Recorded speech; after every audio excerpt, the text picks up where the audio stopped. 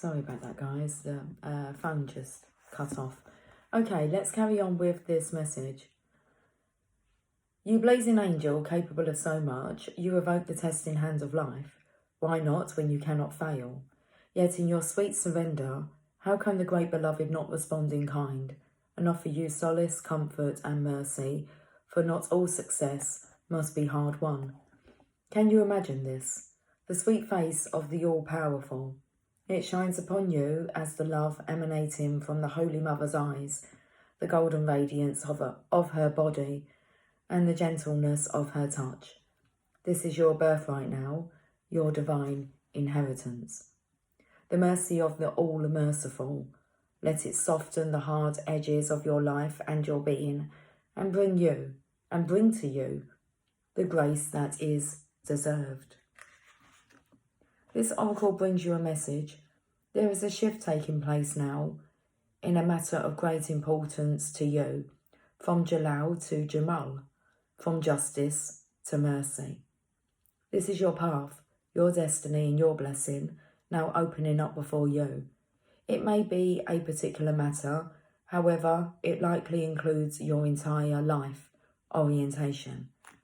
You are being granted refuge, respite and shelter from the storms of struggle and doubt, and being given a divine sanctuary of safe harbour. You shall find that the unravelling of the struggle and pain now happens through tenderness and a gentler approach. You are being asked to take stock of your own thoughts and attitudes. Having to be tough and play hardball in the past has served its purpose, yet this oracle comes to you with guidance to become softer in your way and your attitude.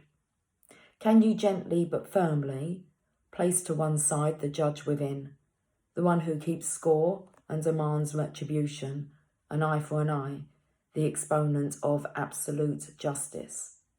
Can you invite instead the one who gentles the aggressive lord within and allows him to bow before the great lady who loves, is wise, and who steadies the workings of the world with the softest of touches? Don't fear that if you suddenly give yourself a break, all your discipline, hardness, toughness and suffering will go to waste. No, all things provide learning and serve divine purpose. But now there is no reason to continue in that way. It is time to learn another way. You are strong enough now to become gentle. If there is a foe or fight in your life, ask for the Mother of Mercy to bless it into resolution. If you have also drawn the hand of Fatima, you are being told that the resolution is already on its way. You are being told now that you can stand your ground and remain in your strength without having to become aggressive or hard. You have more power than you realise, and it is in your being. It is not in your ability to control others or manipulate situations, for such actions are unworthy of a being of your magnitude and are unnecessary for your success. You are also being given the message that your prayers are powerful. Although action in the world is a part of your sole purpose and plan, when you pray, have conviction that your prayers are real, are heard, and are responded to by the great universal heart. So pray carefully and thoughtfully. Be present and speak as if you were speaking to your dearest, oldest, and most influential and powerful friend, because of course that is exactly what you are doing. Pray from the heart and trust in the power of your prayers. There is no limit to what you can pray about, nothing too unspiritual or unworthy, nothing, so pray.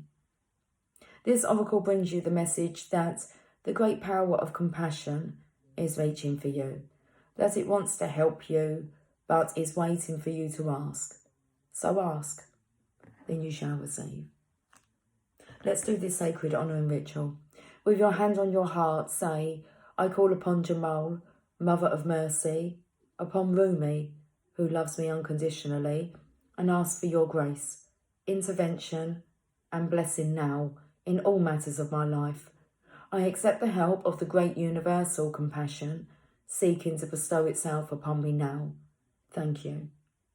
If there is a particular issue with which you are struggling, you may also like to speak of that specifically for a few moments in your prayer.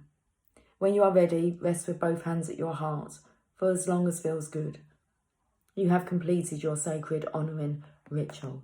Should we get some chicken soup for the soul? This might have to go up as a separate video. I'm not sure how to put the videos together on my phone. Okay, let's have a look. Where are we going to? Here. Summit America. Overcoming obstacles. Okay.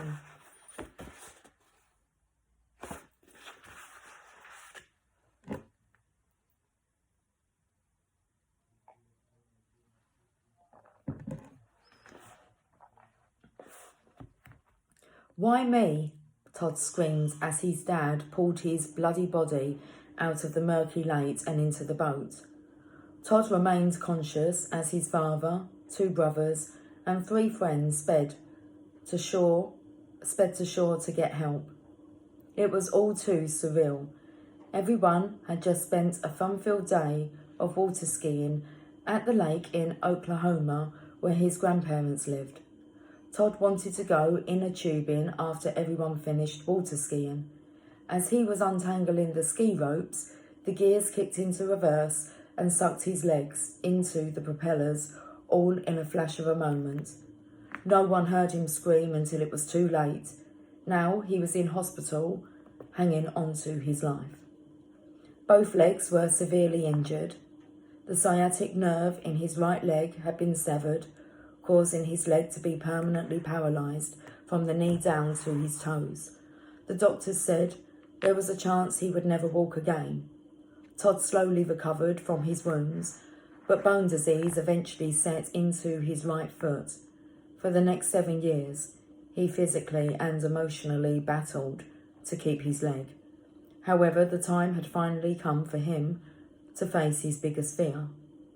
On a grim day in April 1981, Todd lay conscious on the operating table at Massachusetts General, waiting for the procedure to take place.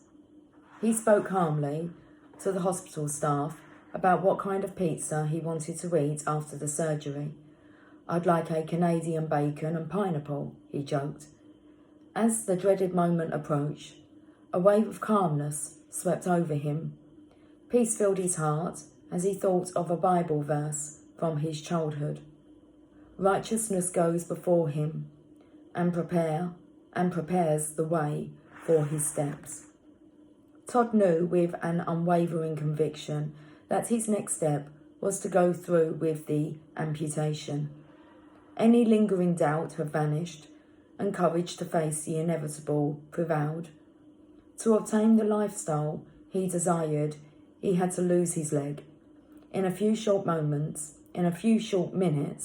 the leg was gone, but his whole future opened up. He studied psychology at the suggestion of friends and family. He graduated magna cum laude, then took a job as clinical director at the Amputee Research Center in Southern California.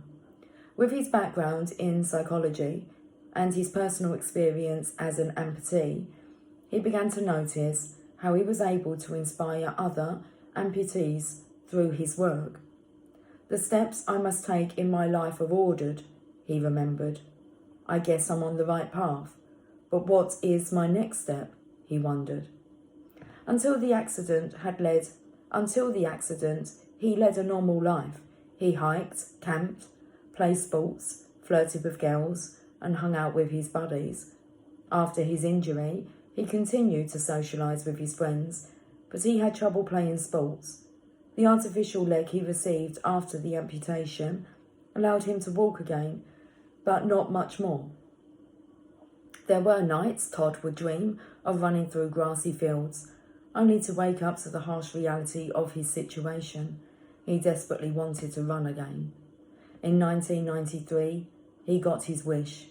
A new type of prosthesis called a flex foot was developed. He acquired one through his prosthetist. At first, he struggled to run, tripping over his feet and grasping for breath. However, with perseverance, he was soon able to run 12 miles a day. As he developed his abilities, a friend stumbled across an article in a magazine he thought Todd would find interesting. An organisation was looking for an amputee to climb the highest mountain in each of the 50 states. There would be 4 other disabled climbers, and they would attempt to break a record by climbing all 50 high points in 100 days or less. The idea excited Todd. Why not go for it, he thought. I used to love to hike, and now I have an opportunity to explore my limits. He applied for the position and was immediately accepted. The expedition was set to begin in April 1994. Todd had almost a year to get prepared. He began to train for the climb by working out daily, changing his diet, and practicing rock climbing on weekends. Everyone agreed it was a good idea, but some thought it might not be the most responsible choice. Todd didn't let those negative concerns hold him back. He knew this was the right thing to do. When he prayed for direction, he was clear that this was the next step in his life. Everything was working out perfectly until February 1994, when he received some discouraging news. The funding for the expedition fell through.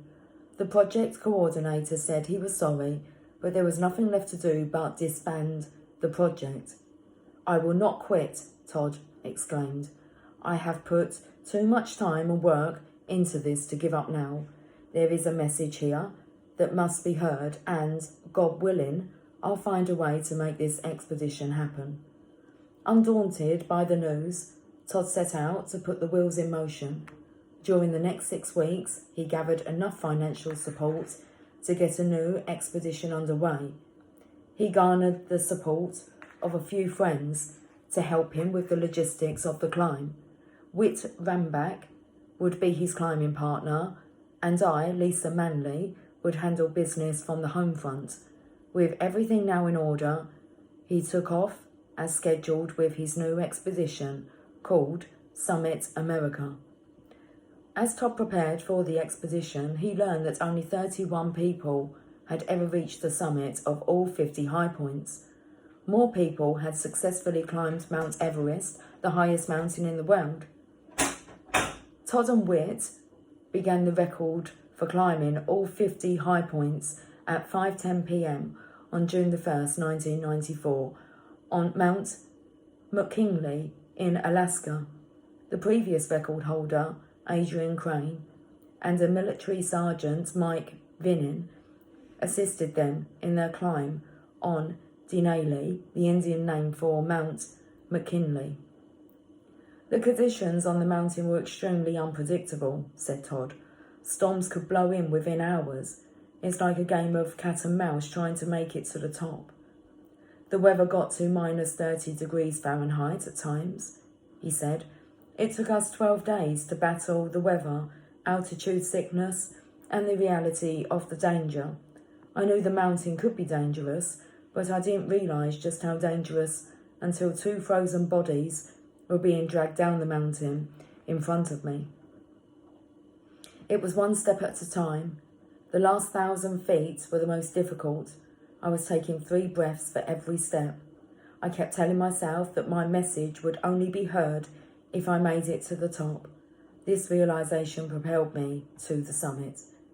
The rest of the expedition was fast-paced and exciting. Hooked on Phonics came to Summit America's rescue by financing the rest of the climb. People took an interest in Todd, his determination to break the record and his story. His message was being told in newspapers and on television and radio as he travelled across the country. Everything was right on track until it was time to climb the 97th high point, Mount Hood in Oregon. 1 week earlier, 2 people lost their lives on that mountain. Everyone advised Todd and Whit not to make the climb. They said it wasn't worth the risk. Full of uncertainty and apprehension, Todd contacted his old high school friend and expert mountaineer Fred Zalakar. When Fred heard his predicament, he said, "Todd, you've come too far to quit now. Fly me into town and I'm going to take you up that mountain safely." After a number of discussions with mountain authorities and hours of careful planning, Todd, Whit and Fred successfully made it to the summit of Mount Hood. Now only 3 more high points stood between Todd and the record. Then on August the 7th, 1994, at 11:57 a.m, Todd stood victoriously at the peak of Hawaii's Mauna Kea. He had climbed all 50 high points in just 66 days, 21 hours and 47 minutes, shattering the old climbing record by 35 days. Even more remarkable, Todd was an amputee who shattered a record set by a man with 2 good legs.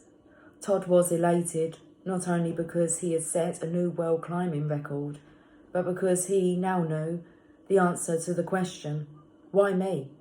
that had haunted him ever since his accident at the lake. At age 33, he saw how this triumph over his tragedy could be used to encourage people everywhere to believe that they could make it through their personal challenges. Throughout the climb and to this day, Todd Huston is bringing his message to people everywhere. With a calm assurance, he states, "Through faith in God and a belief in the abilities God gives you, you can overcome whatever challenges you face in life." Lisa Manley. Beautiful. Guys, I will catch up with you soon. Until then, take care, much love. Bye for now.